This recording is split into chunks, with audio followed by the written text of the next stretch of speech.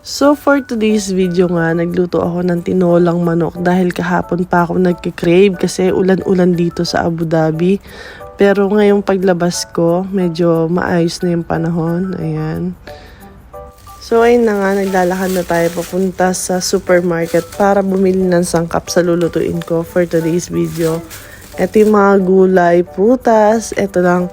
At syempre may manok tayo, sayote, at may malunggay din tayo. So eto, magbabayad na tayo. Ayun na yung binili ko. Pero alam yung manok medyo mahal kasi fresh daw yung manok. So eto na, pabalik na tayo. At ikakat ko na yung mga ingredients na hihiwain. So meron lang naman akong bawang, sibuyas, luya. Yan, binilisan ko na lang para hindi na ako maluha-luha. Char. So eto rin yung manok. Actually, yung manok maganda talaga siya. Hindi siya frozen. So, maganda siyang lutuin. So, eto yung luya. Binabalatan ko na para mas madali. So, naglagay lang ako ng mantika. Tapos, gigisa ko na yung bawang sibuyas. Pinagsabay ko na sila para mabilis. Kasi nagugutom na talaga ako.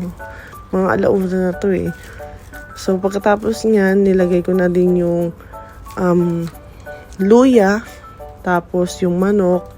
Tapos nilagyan ko lang ng pepper. Tapos nakalimutan kong lagyan ng patis. So ayun na nga, habang nakababad na yung manok sa tubig. So papakuluan ko yun ng 40 minutes para lumambot yung manok. Ito, hinihiwa ko naman yung sayote. So ayun na nga, nilagyan ko na ng water. Lagay ko na rin itong malunggay. Ayan, kasi paluto na yan. So ayan, luto na yung ating tinolang manok. Ayan, dinamihan ko talaga yung sabaw kasi gusto kong humigop ng sabaw. At eto na. Sarap. Parang nasa Pinas lang. Ayan, so mapaparami na naman yung kain natin. So tara, kain na. Kita-kits sa next video.